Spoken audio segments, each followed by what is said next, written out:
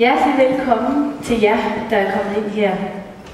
Mit navn er Mette Møller, og jeg repræsenterer Aarhus Open 20. Vores drøm er at bidrage til at gøre Aarhus til et epicenter for en ny bevægelse i al beskedenhed. En ny bevægelse, som allerede er startet selvfølgelig, og som rækker langt frem i tiden.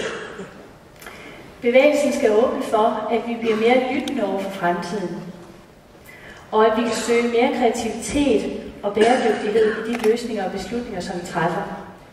I dag skal vi sammen lytte til hinanden, til musikken, til kunstens udtryk, og vi skal sammen undersøge, hvilke rum vi synes, der åbner for kreative og innovative processer og for fællesskabets mål.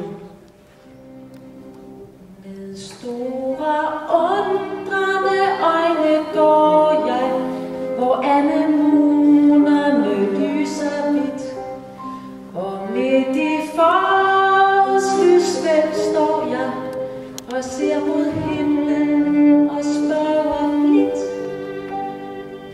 Hvem opfandt lærken og nattergale? Hvem satte knopper på birk og bøg?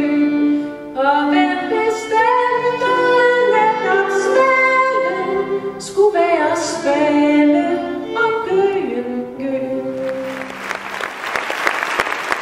So in our experience, when something works on a small scale, multi-sector, the next thing that you focus is that you need to bring on board the larger institutions that are behind, right?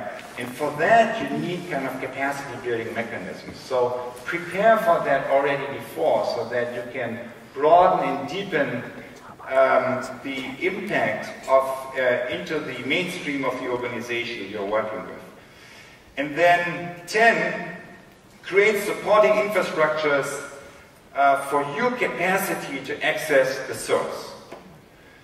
So you need, doing that, moving into the space is a major effort. You need to support yourself. And I have found like 3 things that have been supporting me. It's personal practices, so like moments of stillness, kind of where you kind of create a situation in your daily rhythm where you connect with what's most essential to you. The second is deep conversations and coaching, kind of a small circle of people that help each other by connecting kind of on that deeper level. And the third one, of course, is to have a few projects in your life that have that quality, because then it's the projects themselves that give you the energy, and not something outside. And lastly, 11, trust the field and your journey forward. So that is a very important assumption, so that you know you're not alone in this. And that you have like the trust that there is this kind of possible journey of the future. It's actually something that's real, that can be speaking to you, that can connect with you, and that gives you the real power to move beyond the current and connect and operate from the presence of that future possibility. Thank you.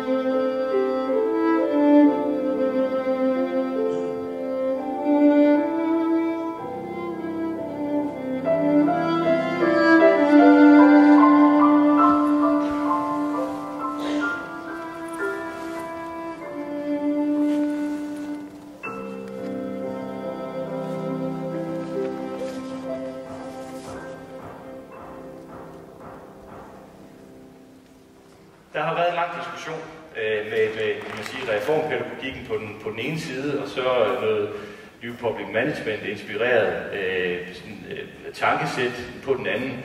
Og efter min bedste opfattelse, så har vi simpelthen brug for at finde en tredje vej i den måde, vi griber uddannelse an på. Altså vi har 80% af en ungdomsårgang, som får en ungdomsuddannelse. Men vi har i virkeligheden ikke noget ret godt billede af, om den uddannelse, vi så får, også er den, der er brug for til at løse de udfordringer, vi står overfor. Så vi har de 80% der, hvor Thorvald han er, formentlig i hvert fald på den ene side, som får en uddannelse, som vi ikke er 100% sikre på, rent faktisk er det, der er brug for. Og så har vi 20%, som er koblet fuldstændig af på den anden side, og som har kæmpemæssige udfordringer, og vil få endnu større udfordringer med at kunne følge med og få de muligheder og chancer, der skal til for at kunne skabe sig et godt liv. Og derfor jeg er også rigtig glad for, at jeg fik invitation til at komme med her i dag, fordi netop den workshop, vi laver, prøver at gå løs på nogle af de her udfordringer. At vi ikke tænker det hele i siloer. Altså bare det faktum, at vi har 6 forskellige magistratsafdelinger i Aarhus Kommune, som jo burde være i stand til, vi er ret tæt på hinanden i virkeligheden, så burde være i stand til i langt højere grad at tænke på tværs og tænke helhed omkring det enkelte barn. Det er en udfordring.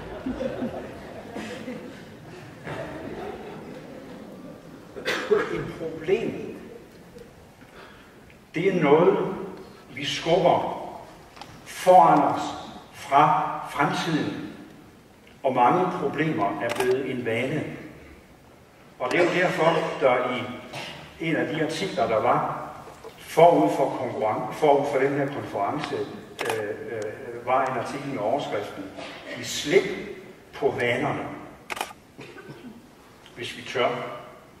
For mange af de vaner, vi har, de er faktisk ikke bare små vaner, men de er faktisk koncentreret omkring en række problemstillinger, så hedder det. Og dertil hørende sæt af problemløsninger, som vi har vendt os til.